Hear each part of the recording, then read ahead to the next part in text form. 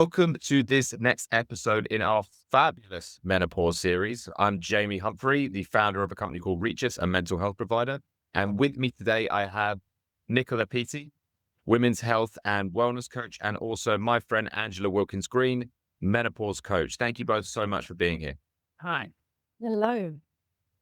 So today we're going to be talking all about confidence for women over 45, let's say. And the first thing I'd like to get stuck into is how can we reconnect with our bodies physically? Not mine, but the women we're talking to. Nicola. Yes. Yes.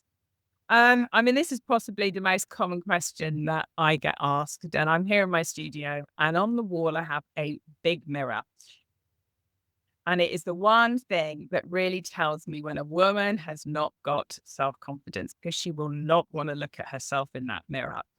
And so I spend the first 10 minutes just talking about form and technique, and eventually we get them moving. And after they've started moving a bit and seeing what they can do, kind of the lights go on, and then they realize, actually, I'm okay. I can do this. But up until that point, they may have arrived in a state of, oh, I'm not sure. I don't feel like myself. I'm losing, my body is changing. And so my job is just to switch those lights back on and say, it's all right. You can do it. I love that. And I've seen that as well. You see it in the eyes of, I think, both men and women at a certain age where they just don't necessarily, like we talked about in the first episode, don't feel like me again. Angela, is there anything you want to add to this one? I feel like you're nodding along like you had something to drop in there. Well, it was interesting how Nicola started with the mirror, because that's Yeah. often I go with my clients. So obviously Nicola focuses a lot on the physical side. And I deal a lot with the emotional side of what's coming up for women. But the mirror, it comes in every way. It's so important. And quite often I encourage women to get themselves in front of the mirror, to look at themselves properly for the first time, probably in many, many years. And it can feel like a really emotional experience to do that. I have done this work myself, and I struggle with it far, far more than I ever imagined I would. There were many, many tears shed because I hadn't ever properly looked at what was going on in the woman inside me. So that mirror work is so, so important. So I would encourage every woman actually just to stop and properly look at yourself. But think of some questions to ask yourself when you're staring back at yourself. What is it that's really important to you? Who are you? Who did you want to be when you were? Where did you go? What turns did you take? Really, really interesting exercises to do. I bet. I want to now talk a little bit about probably the subject that is going to excite me the most, because I was a personal trainer for years and I trained a lot of different women. And one thing that I noticed was when I was training a female in her 20s, there was very little resistance to resistance training and strength training.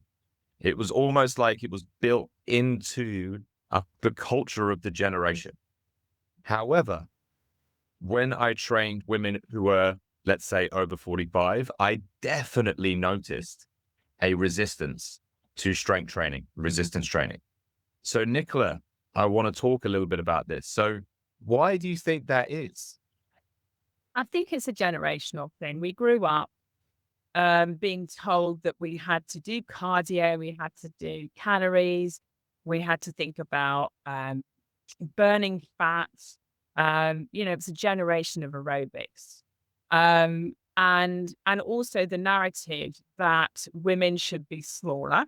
That is basically what we have had drummed into us. And the fear that lifting weights could suddenly bulk us. And, you'll know it's almost impossible for a woman, especially menopausal, to actually bulk. It's not impossible, but it's so, so hard because our muscles are starting to weaken. And women have, just a slight technical thing, we have less fast twitch fiber muscles. So that's all about the power and the strength. We've got much more in the slow twitch, which is endurance, which is why we need to put the work in to fight for those muscles. They are our friend. They're going to help us. They're going to help us hormonally. They're going to help us with our mood. They are our friend. And so actually, the thing that I always say, as soon as you start to lift some weights, the first thing you're going to feel is the mental uplift, and then you will see the physical. I love it. I love it so much. It is a little bit, I'll be honest, of an uphill battle that I had for a very long time. And when I would start training a lot of women, the feedback I would get from them initially would be, why am I training like a bodybuilder? Because they were doing things that they'd only seen on TV or in, on documentaries of bodybuilders doing, bent over rows and getting on the leg press machine and all of these things. And there was a real resistance to the idea of them doing too much of that. Like you said, just in case I turn into a bodybuilder, which for any bodybuilder listening is going to be like, that's what. Yeah. No. Do you think there's now been a bit of a shift in perception of that generation of what strength training actually does for their bodies? Yeah, I think there's so much more information now that is explaining why it's so important. And there's some brilliant people, some real experts and science-based experts that are explaining why muscle. We all want to grow and live longer but stronger. We want that independence. We want to have our joints and our mobility. We want to be able to get up and sit down and not fall over and break a hip or a wrist. And so, everything that goes with that, like fueling your body, like recovery, like protein, even creatine now is seen. There's much more research being done on women, for women, and in the menopause. And things like creatine, which was always seen as, provided in those massive tubs for men bodybuilding, actually just a small amount per day is going to help women who have lower ATP in their muscle cells. So they're going to have more energy, but also apparently it really helps with cognitive and mood.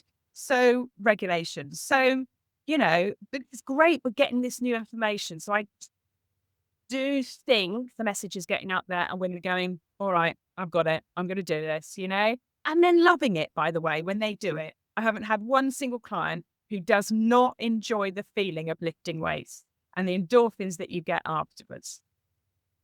There is not a single female client that I trained, and I'm talking well over 100, that ever regretted lifting weights. And at least I would say 60 to 70% of them pushed back when I first got them to lift those weights. So I totally agree with everything you're saying. I'm so glad you brought up creatine as well.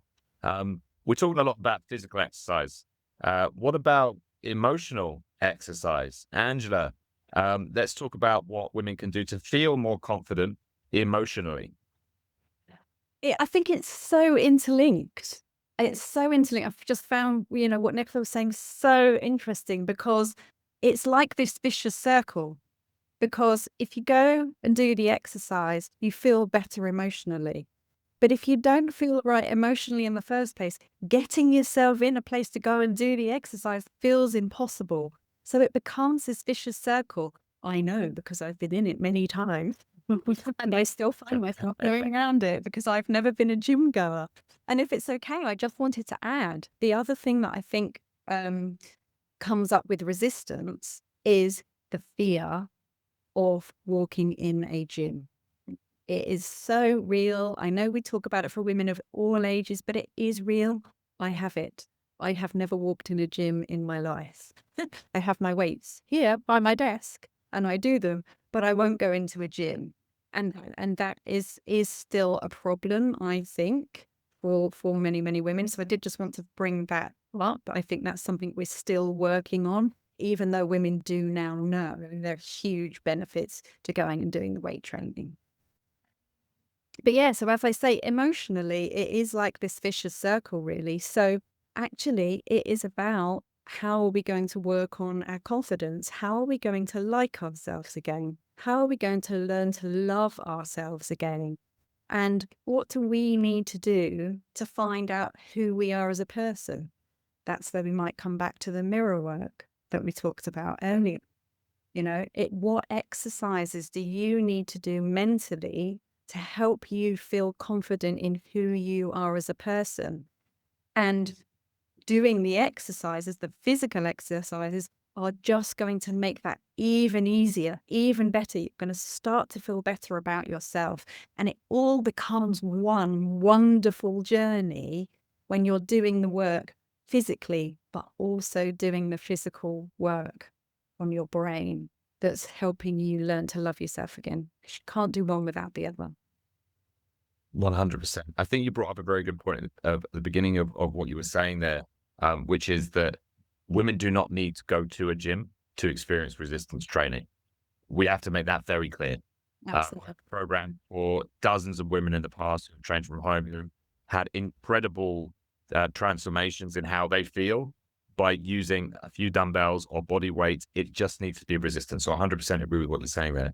I think that what you said, to kind of follow up with that, it ties into a lot of older beliefs that have existed. And I want to kind of unpick those. What do you think those old beliefs are that a lot of women have, and how do we change them? I think there's, sorry, Nicola, I've just dived straight in there. I think there's some real beliefs around, I have to be this or I have to be that to be appreciated. I have to be this person to be loved. I have to be perfect to be any good in my role at work. And it all comes down to, I think, the pressure, but it's all pressure that we've put on ourselves.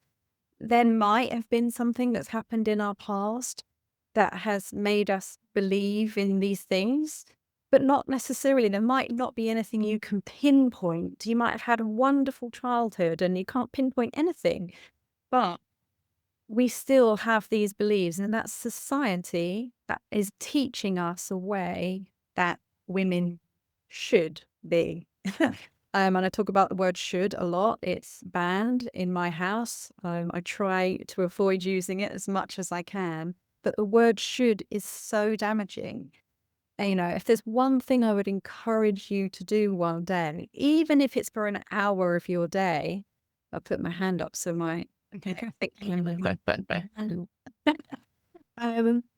is take an hour and go, every time I say the word should at work, I'm going to put a pound in a box or whatever it is. We used to do that when we were at work.